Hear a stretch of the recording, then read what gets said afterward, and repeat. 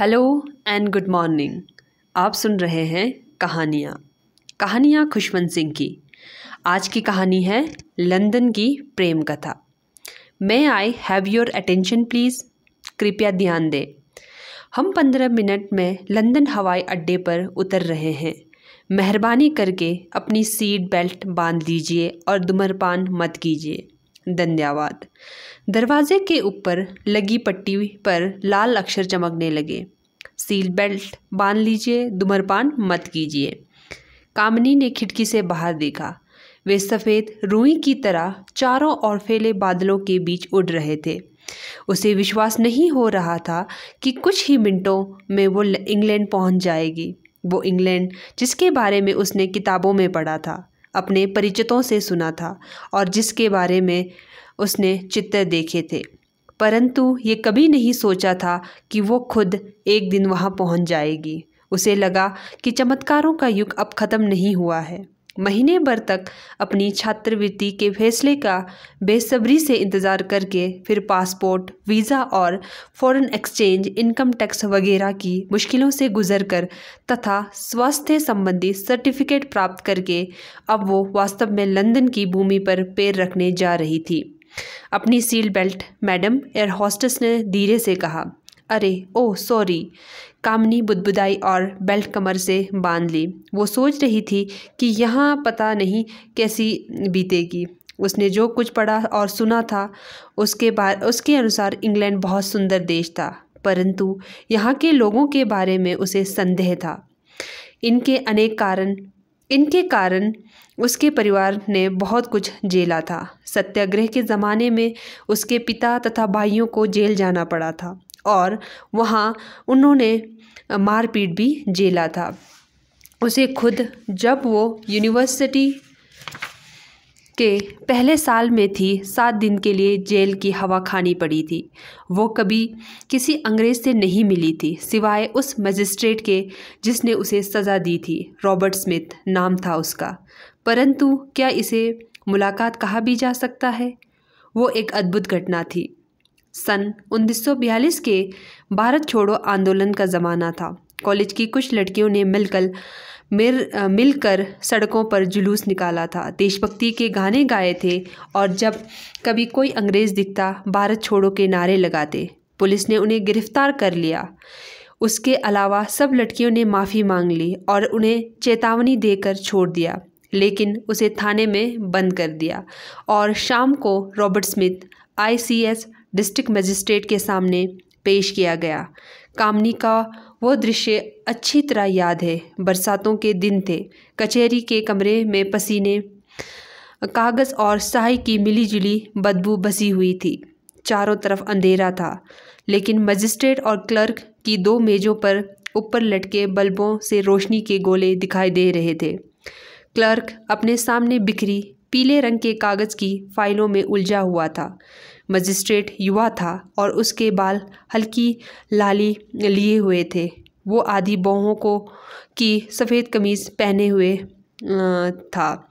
वो आधी बाहों के सफ़ेद कमीज़ पहने था जिस पर बीच तक ढीली की हुई टाई लटकी हुई थी। वो कोई किताब पढ़ने में लीन था और पेश किए जा रहे लोगों की तरफ देखता भी नहीं था। क्लर्क ने कामिनी का नाम बोला, उसके पिता का नाम बताया और उसने क्या अपराध किया ये भी बताया। फिर क्लर्क ने ही प्रश्न किया, अपराधी है या नहीं? नहीं।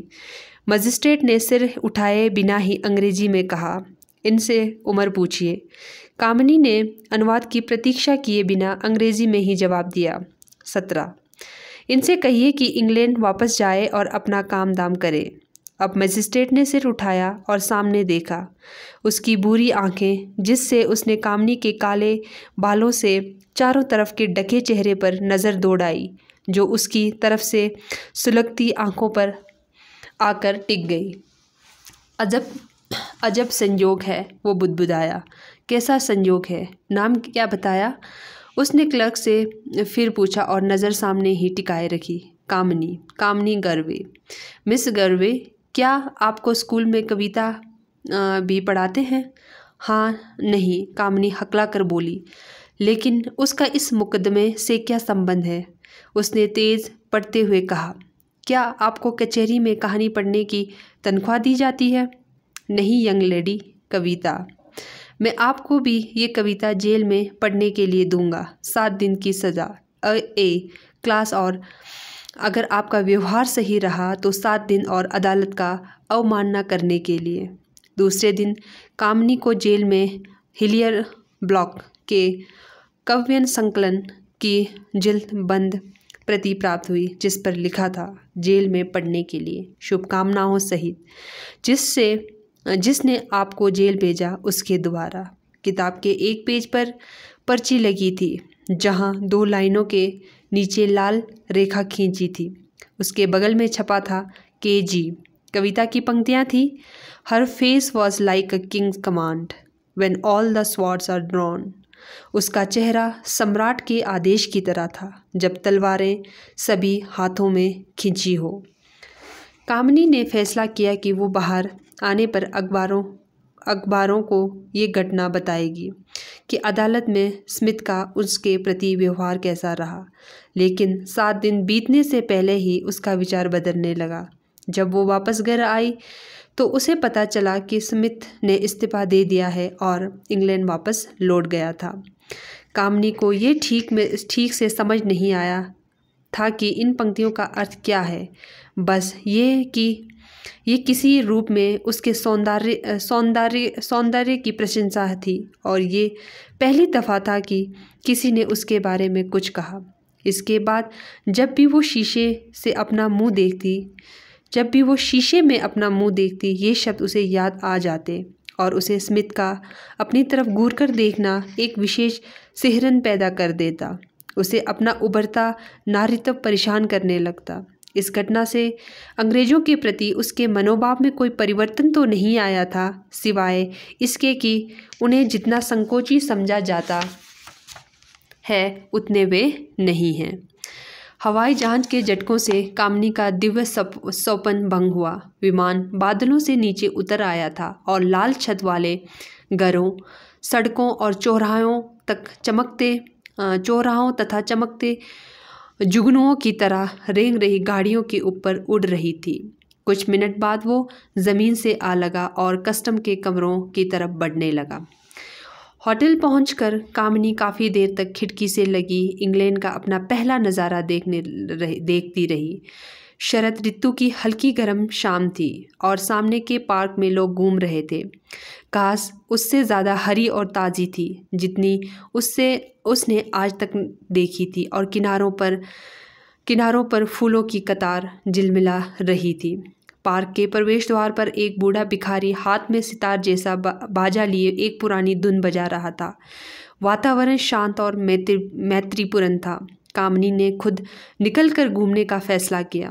कामिनी सोचती थी कि लोग उसकी साड़ी के कारण उसे घूर कर देखेंगे, लेकिन किसी ने कोई ध्यान नहीं दिया। उसने बच्चों को तालाब में नावें तैरते, स्त्रियों को कबूतरों को दाना चुगाते और लड़कों को दर्शकों के इर्द गिर्द गरर करते खिलौने विमान उड़ाते देखा। लड़के लड़कियां इधर उधर आराम से लेटे दुनिया की चिंता से मुक्त गपशप कर रहे थे। कई जगह लोग छोटी छोटी भीड़ों के सामने खड़े भाषण कर रहे थे और सवालों के जवाब दे रहे थे। जब वो होटल वापस आने लगी तो उसे अचानक एक अकेलापन ने आ घेरा। उसे एहसास हुआ कि आज उसकी ज़िंदगी का शायद ये पहला दिन था जब किसी ने उससे कोई बात नहीं की थी। उसके अलावा हर कोई किसी न किसी से बात कर रहा था। वो खुद अपने से पूछने लगी कि ऐसे मित्रहीन देश में मैं क्यों आ गई हूँ। आने वाले दिनों में भी उसे अपने इस प्रश्न का कोई उत्तर नहीं मिला।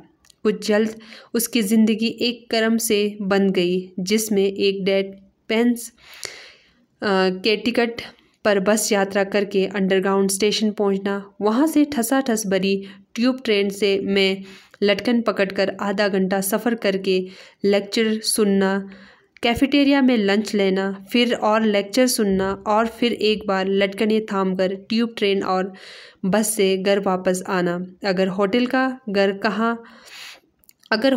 घर कहाँ जा सके तो अगर होटल को घर कहा जा सके तो, जहाँ साधारण दुआ सलाम के अलावा कोई और बात नहीं की जाती, ज़रूरी बातें भी धीरे धीरे और फुसफुसा कर की जाती है, और जहाँ मरघट का सन्नाटा चारों ओर पसरा होता है, जिसे अखबारों की खड़क ही कभी कभी भंग करती है।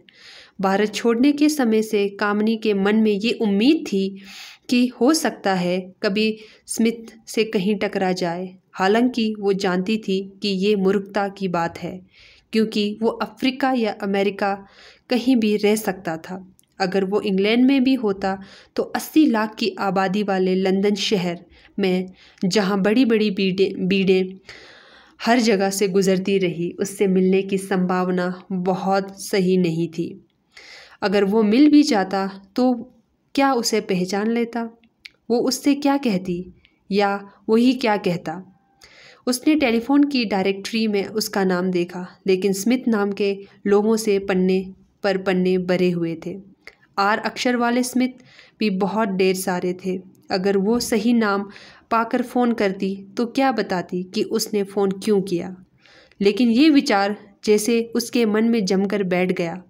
उसे विश्वास था कि यदि वो इच्छा करेगी तो किसी न किसी तरह कहीं ना कहीं वो उसे मिल ही जाएगा।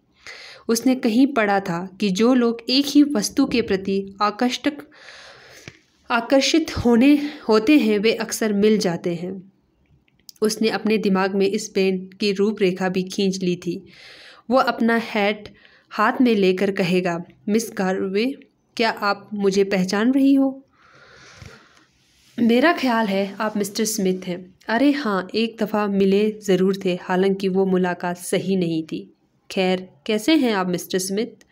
और इस तरह की बात आगे बढ़ती। पॉलिटेक्निक का कोर्स ख़त्म होने को आया और ना कामिनी की इच्छा शक्ति ने और ना संयोग ने दोनों को मिलने का अवसर दिया। एक दिन हमेशा की तरह उसने ट्यूब स्टेशन के लिए बस पकड़ी। जब वो दूसरे सिरे पर अंडरग्राउंड से बाहर निकली और दूसरी बस पकड़ने के लिए आगे बढ़ी तो उसने देखा कि चारों तरफ बड़ी भीड़ है और यातायात रोक दिया गया है। थोड़ी दूर से उसे बैग, पाइपों और बड़े बड़े ड्रमों की सैनिक धुन सुनाई देने लगी। हाथ में लिया अखबार खोल कर देखा तो पता चला कि किसी अतिथि के साथ महारानी वहाँ से गुजरने वाली है। वो भी लेक्चर छोड़कर भीड़ में शामिल हो गई। बाजे बजाते सैनिक उसके सामने से गुजरने लगे। उसके पीछे गार्डों के दल बहुत धीरे धीरे शाही शान से आगे बढ़ते नजर आए। विभिन्न वेशभूषाओं में चमकते दमकते कोट पहने और हाथों में राइफल्स लिए और बाले आसमान में उठाए सैनिकों की कतार ने जैसे एक नया समा बांध लिया। गार्ड उसी के सामने आकर रुक गए और सड़क के दोनों ओर लाइन लगाकर खड़े हो गए। इनके पीछे महारानी का सोने का रथ सामने आया, जिसे 1 दर्जन काले रंग से घोड़े खींच रहे थे। महारानी अपने शाही अतिथि के साथ भीड़ की तरफ हाथ हिलाते हुए आगे बढ़ गई। जुलूस समाप्त होते ही लोग इधर उधर भागने लगे, लेकिन कामिनी मंत्र मुक्त की तरह अपनी जगह पर खड़ी रही। दफ्तर जा रहे लोग उसे धक्का देते आगे बढ़े जा रहे थे। सिर्फ कामिनी के पीछे खड़ी औरत वहाँ से नहीं हिली। वो आँखों पर हाथ लगाए सुबक सुबक कर रो रही थी। कामिनी ने मुड़कर उसकी ओर नज़र डाली तो देखा कि वो अपने हैंडबैग से रुमाल निकालकर आंखें पोंछ रही है। कामिनी को देखकर वो झिझकी और बोली, जब इस तरह सैनिक और जुलूस निकलते हैं तब मैं बर्दाश्त नहीं कर पाती, एकदम भावुक हो जाती हूँ। आप ठीक कहती हैं, मैं भी द्रवित हो उठती हूँ। इस तरह के सैनिक कितने अच्छे लगते हैं। आपका ये कहना आश्चर्यजनक है। मेरा मित्र कहता था कि सुंदर स्त्री तलवार उठाए हजारों सैनिकों की तरह लगती है। दरअसल वो ये बात अक्सर कहता था। वो इंडिया में रहा था और उसे चाहता भी था। कामिनी को लगा जैसे उसके पैर अपनी जगह पर जकड़ गए हैं। वो औरत फिर रुमाल से आंसू पोंछ रही थी। अब आपके मित्र अब कहाँ हैं? वो जानती थी कि इस तरह किसी अजनबी से ये सवाल पूछना सही नहीं है, लेकिन वो अपने आप को रोक ना सकी। औरत ने आंसुओं से भरा चेहरा उठाकर कहा, वो युद्ध में मारा गया। तो आज की कहानी यहीं पे समाप्त होती है।